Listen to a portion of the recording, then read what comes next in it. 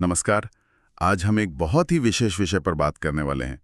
नवरात्रि का पहला दिन और जाहिर है माँ शालपुत्री। हमारे पास एक लेख है, इसका शीर्षक है माँ शालपुत्री नवरात्रि प्रथम दिन पूजा कथा। तो ये लेख सिर्फ कहानी ही नहीं है, बल्कि इसमें माँ के स्वरूप, उनकी कथा और पहले दिन की पूजा का क्या महत्व है, इस पर बात की गई है। तो चलिए इस स्रोत में थोड़ा और गहराई से उतरते हैं, देखते हैं कि ये पहला दिन इतना अहम क्यों है और माँ शालपुत्री की कहानी हमें क्या सिखाती है। बिल्कुल, ये जानना बहुत दिलचस्प रहेगा क्योंकि इसमें अब देखें तो पौराणिक कथा है, प्रतीक है और साधना भी है। तो देखते हैं कि स्रोत इन सब चीजों को कैसे जोड़ता है और हमारे लिए इसके क्या मायने हैं। हाँ, तो शुरुआत करते हैं माँ शालपुत्री के परिचय से ही। स्रोत कहता है कि वे पर्वतराज हिमालय की पुत्री हैं। शैल का मतलब ही पर्वत होता है, तो शालपुत्री यानी पर्वत की बेटी। नाम में ही कितना कुछ छुपा है ना? जी हाँ, ये बहुत महत्वपूर्ण बात है। उनका हिमालय की पुत्री होना उनको वो स्थिरता देता है, वो दृढ़ता, वो अचल शक्ति जैसे पर्वत होते हैं। और स्रोत ये भी बताता है कि वो भगवान शिव की पत्नी है, सती के रूप में भी और फिर शैलपुत्री के रूप में भी। शिव शक्ति का ये जो अटूट संबंध है ना, ये उनकी पूरी पहचान और महत्व को समझने के लिए बहुत जरूरी है। ये सिर्फ रिश्ता नहीं, एक तरह से ब्रह्मांड का संतुलन है। और यहीं से कहानी थोड़ी और गहरी हो जाती है। स्रोत हमें उनके पिछले जन्म में ले जाता है, जब वो दक्ष प्रजापति की पुत्री थी, सती। हाँ, सती। और कहानी में एक मोड़ आता है जब राजा दक्ष एक बहुत बड़ा यज्ञ करते हैं। कितना भव्य आयोजन रहा होगा। पर यहाँ एक कह सकते हैं पेच है। स्रोत के मुताबिक दक्ष ने यज्ञ में लगभग सबको बुलाया, देवी देवता, ऋषि मुनि, लेकिन अपनी ही बेटी सती और दामाद भगवान शिव, उनको निमंत्रण नहीं भेजा। हाँ, ये बात थोड़ी चौंकाने वाली है। स्रोत इस पर ज्यादा विस्तार से तो नहीं बताता कि क्यों, पर हाँ, यहीं से वो तनाव शुरू होता है। सही कहा। और इसी तनाव के बीच स्रोत बताता है सती बिना बुलाए ही पहुंच गईं पिता के यज्ञ में। शायद मोहवश या देखने के लिए कि क्या हो रहा है। जी। और वहां पहुंचकर उन्होंने जो देखा वो उनके लिए बहुत अपमानजनक था। उन्होंने देखा कि उनके पिता राजा दक्ष उनके पति भगवान शिव का वो भी भरी सभा में अपमान कर रहे थे, निरादर कर रहे थे। और ये अपमान सती से सहा नहीं गया। स्रोत यही कहता है कि वो अपने पति का अनादर बर्दाश्त ही नहीं कर पाई। हाँ। उस पल में, उस तीव्र वेदना और क्रोध में उन्होंने एक बहुत बड़ा कदम उठाया। उसी यज्ञ की अग्नि में कूदकर अपने प्राण दे दिए। ये सिर्फ आत्मदहन नहीं था, ये अन्याय के खिलाफ एक आवाज थी। बहुत मार्मिक है ये। बिल्कुल, ये सिर्फ एक भावनात्मक प्रतिक्रिया नहीं थी। स्रोत इसे स्वाभिमान और पति के प्रति जो निष्ठा है, उसकी एक चरम प्रदर्शन की तरह दिखाता है। और सती का ये आत्म बलिदान, ये व्यर्थ नहीं गया। ये कहानी का अंत नहीं था, बल्कि एक रूपांतरण की शुरुआत थी। स्रोत के अनुसार इसी देह त्याग के बाद उन्होंने फिर जन्म लिया, पर्वतराज हिमालय के घर, उनकी पुत्री के रूप में। अच्छा, तो यही वे शैलपुत्री कहलाईं, शैल की पुत्री। एक तरह से चक्र पूरा हुआ। वही आत्मा, वही शक्ति, पर एक नए रूप में, एक नए स्रोत के साथ। और फिर इन्हीं शैलपुत्री का विवाह दोबारा भगवान शिव से हुआ। जी। तो ये सती का पुनर्जन्म भी है और शिव के साथ उनके शाश्वत संबंध की निरंतरता भी। स्रोत ने इस पुनर्जन्म के विचार को बहुत अच्छे से प्रस्तुत किया है। हाँ, ये पुनर्जन्म और निरंतरता का विचार बहुत गहरा है। ये दिखाता है कि ऊर्जा कभी नष्ट नहीं होती, वो बस रूप बदलती है। सती का जो तेज था, जो संकल्प था, वो शैलपुत्री की स्थिरता और शक्ति में बदल गया। अब अगर हम उनके स्वरूप पर ध्यान दें, जैसा स्रोत में बताया गया है, तो ये रूपांतरण और भी साफ दिखता है। हाँ, स्रोत उनके स्वरूप के बारे में बताता है। उनका वाहन नंदी है, मतलब बैल। ये दिलचस्प है क्योंकि नंदी तो भगवान शिव के भी वाहन है। जी हाँ, बिल्कुल। ये जुड़ाव उनके अटूट संबंध को और मजबूत करता है। और बैल खुद भी तो शक्ति, धैर्य और स्थिरता का प्रतीक माना जाता है। सही बात है। और उनके हाथों में क्या है? हाँ, उनके हाथों में जो चीजें हैं वे भी बहुत मायने रखती हैं। स्रोत कहता है कि उनके दाहिने हाथ में त्रिशूल है और बाएं हाथ में कमल का फूल। ये सिर्फ कोई अस्त्र या फूल नहीं है, ये गहरे प्रतीक हैं। त्रिशूल को अक्सर शक्ति, नियंत्रण और तीनों गुणों, सत, रज, तम या फिर तीनों कालों पर अधिकार का प्रतीक मानते हैं। संहारक शक्ति का भी प्रतीक है। शक्ति का प्रतीक। और दूसरी ओर कमल का फूल। कमल तो पवित्रता, सुंदरता, ज्ञान, सृजन, भक्ति, इन सब का प्रतीक है। कीचड़ में खिलकर भी एकदम निर्मल रहता है। तो एक हाथ में इतनी तीव्र शक्ति का प्रतीक त्रिशूल और दूसरे में इतनी कोमलता, पवित्रता और भक्ति का प्रतीक कमल। ये संयोजन अपने आप में बहुत कुछ कहता है।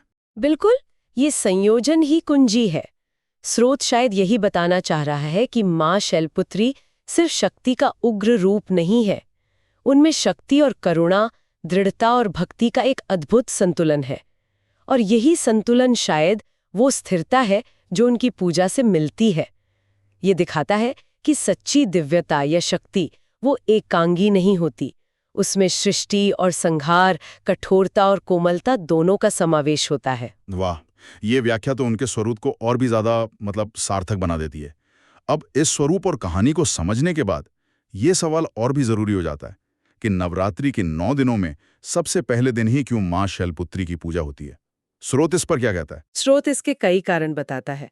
पहला तो यही कि वे पर्वतराज की पुत्री हैं, स्थिरता और दृढ़ता का प्रतीक। किसी भी आध्यात्मिक यात्रा की शुरुआत के लिए या जीवन के किसी भी काम की शुरुआत के लिए एक मजबूत नींव, एक स्थिर आधार चाहिए होता है। तो पहले दिन उनकी पूजा शायद इसी स्थिरता और दृढ़ संकल्प को पाने के लिए की जाती है। ये तो बिल्कुल तर्कसंगत लगता है, जैसे कोई इमारत बनाने से पहले नींव पक्की करते हैं। जी हाँ, बिल्कुल। दूसरा, अगर आध्यात्मिक दृष्टि से देखें तो स्रोत कहता है कि मां शैलपुत्री की पूजा साधक के मूलाधार चक्र को जागृत करने में मदद करती है। योग परंपरा में मूलाधार चक्र को हमारे ऊर्जा शरीर का आधार माना जाता है। पृथ्वी तत्व, स्थिरता, सुरक्षा हमारी जड़ों से जुड़ा हुआ। जब ये चक्र जागृत और संतुलित होता है तो व्यक्ति जीवन में ज्यादा स्थिर, ज्यादा सुरक्षित और केंद्रित महसूस करता है। तो पहले दिन की पूजा एक तरह से पूरी आध्यात्मिक यात्रा के लिए ऊर्जा के स्रोत को सक्रिय करने जैसा है। अच्छा, तो ये सिर्फ मानसिक या भावनात्मक स्थिरता नहीं, बल्कि एक गहरे ऊर्जा स्तर पर काम करने वाली बात है, जैसा स्रोत संकेत दे रहा है। और क्या स्रोत इसके हमारे रोजमर्रा के जीवन में, व्यावहारिक जीवन में पड़ने वाले प्रभावों पर भी कुछ कहता है? हाँ हाँ, बिल्कुल। स्रोत आध्यात्मिक लाभों के साथ साथ व्यवहारिक जीवन पर पड़ने वाले असर का भी जिक्र करता है। कहा गया है कि उनकी पूजा से भक्तों को अडिग विश्वास मिलता है। जीवन में जब मुश्किलें आती हैं तो ये विश्वास एक बहुत बड़ा सहारा बनता है। साथ ही मानसिक शांति और आंतरिक शक्ति भी मिलती है। आजकल की भागदौड़ भरी जिंदगी में शांति और शक्ति ये किसे नहीं चाहिए? निश्चित रूप से। और स्रोत में आत्मविश्वास और सकारात्मक ऊर्जा के संचार की बात भी कही गई है। ये बहुत महत्वपूर्ण है। स्थिरता और विश्वास के साथ अगर आत्मविश्वास और एक पॉजिटिव नजरिया मिल जाए तो व्यक्ति किसी भी चुनौती का सामना करने के लिए ज्यादा तैयार हो जाता है। ऐसा लगता है कि स्रोत मां शैलपुत्री की पूजा को एक समग्र व्यक्तित्व विकास के साधन के तौर पर देख रहा है। हाँ, आप ऐसा कह सकती हैं। ये सिर्फ किसी बाहरी शक्ति से कुछ मांगना नहीं है, बल्कि अपने भीतर की शक्तियों को, स्थिरता, विश्वास, साहस, सकारात्मकता, इनको जगाना है। स्रोत ये भी जोड़ता है कि मां शैलपुत्री की कृपा से जीवन में सुख और समृद्धि भी बढ़ती है। तो यहाँ आध्यात्मिक उन्नति और भौतिक कल्याण दोनों का संगम दिखता है। ये दिखाता है कि हमारी परंपरा में धर्म और जीवन को अलग-अलग नहीं देखा जाता। ये बहुत संतुलित दृष्टिकोण है। अच्छा, स्रोत में एक मंत्र का भी जिक्र है, ओम देवी शैलपुत्र्याय नमः। इसका जाप पहले दिन किया जाता है। क्या स्रोत इस मंत्र के महत्व पर कुछ कहता है? स्रोत सीधे तौर पर मंत्र की व्याख्या तो नहीं करता, पर इसका जिक्र पूजा विधि के एक जरूरी हिस्से के तौर पर करता है। आमतौर पर मंत्रों को दिव्य ऊर्जा का ध्वनि रूप माना जाता है। ऐसा मानते हैं कि श्रद्धा से और सही उच्चारण के साथ मंत्र जाप करने से हमारी चेतना उस देवी या देवता की ऊर्जा से जुड़ जाती है। इससे पूजा का प्रभाव और गहरा होता है। ओम देवी शैलपुत्र्याय नमः का सीधा सा अर्थ है देवी शैलपुत्री को नमस्कार। ये एक तरह से समर्पण और उनके स्वरूप के प्रति सम्मान दिखाने का तरीका है। तो अगर हम इस पूरी चर्चा को समेटें तो इस एक स्रोत ने हमें मां शैलपुत्री के बारे में काफी कुछ बताया है। हमने उनकी पहचान जानी, हिमालय की पुत्री, शिव की पत्नी।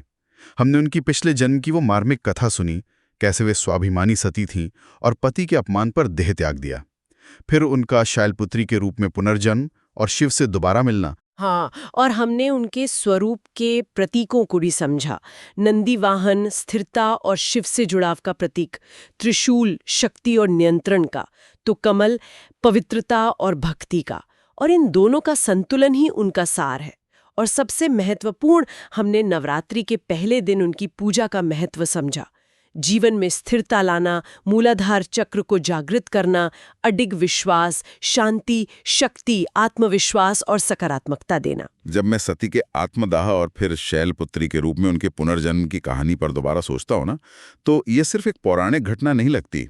ये अपमान और अन्याय के सामने घुटने न टेकने बल्कि पूरी तरह से नष्ट होकर भी एक नए और शायद ज्यादा परिपक्व और स्थिर रूप में फिर से उठ खड़े होने का एक बहुत शक्तिशाली प्रतीक लगता है, जैसे राख से फीनिक्स उठता है। आपने बिल्कुल सही पकड़ा। यही इस कहानी का शायद सबसे गहरा और सबसे प्रासंगिक संदेश है, खासकर आज के समय में। श्रोत की ये कथा हमें सिर्फ देवी की महिमा नहीं बताती, बल्कि ये मानवीय अनुभव के एक सनातन सत्य को छूती है। जीवन में हम सबको कभी न कभी बड़ी मुश्किलों, असफलताओं या गहरे अपमान का सामना करना पड़ता है। ऐसे पल आते हैं जब लगता है सब खत्म हो गया। बिल्कुल, ऐसे क्षण आते हैं सबके जीवन में। सती का देश त्याग उस चरम निराशा या अंत का प्रतीक हो सकता है, लेकिन शैलपुत्री के रूप में उनका पुनर्जन्म ये दिखाता है कि अंत हमेशा स्थायी नहीं होता। ये हमें सिखाता है कि विनाश के बाद भी नवनिर्माण संभव है। अपनी ही राख से उठकर अपनी मूल शक्ति और अपने सार को फिर से पाना, और शायद एक नए, ज्यादा शांत और स्थिर नजरिए के साथ जीवन को फिर से शुरू करना, ये संभव है। तो ये कहानी एक तरह से, जिसे अंग्रेजी में रेजिलियंस कहते हैं, उसका पाठ पढ़ाती है कि कैसे हम गिरकर दोबारा उठ सकते हैं, शायद पहले से ज्यादा मजबूत होकर। निश्चित रूप से ये लचीलेपन, आत्मसम्मान की पुनः प्राप्ति और अपनी आंतरिक शक्ति की खोज का एक बहुत शक्तिशाली प्रतीक है। शैलपुत्री का स्वरूप पर्वत की पुत्री, वो खुद ही इसी अचल, अडिग शक्ति का प्रतीक है। ये कहानी हमें याद दिलाती है कि हमारे अंदर भी वो शैल वाली दृढ़ता है जिसे हम मुश्किल हालात में जगा सकते हैं। ये सिर्फ एक धार्मिक कथा नहीं है, ये आत्मविकास और मानवीय जिजीविषा का एक कालातीत आख्यान है। ये वाकई बहुत गहरा विचार है, सिर्फ पूजा पाठ नहीं बल्कि जीवन जीने का एक दर्शन। और यहीं पर स्रोत हमें एक सोचने वाले बिंदु पर छोड़ जाता है। क्या हम अपने जीवन की चुनौतियों को, अपने दक्ष के यज्ञों को सिर्फ अंत मान लेते हैं, या हम उनमें भी एक रूपांतरण की, एक शैलपुत्री बनने की संभावना देख सकते हैं? ये सवाल शायद हर किसी के लिए व्यक्तिगत है, जिस पर मनन किया जा सकता है। ये कथा हमें अपनी आंतरिक शक्ति के स्रोत को खोजने और उसे पोषित करने के लिए प्रेरित करती है, ठीक वैसे ही जैसे नवरात्रि का पहला दिन हमें मां शैलपुत्री से जुड़ने का अवसर देता है।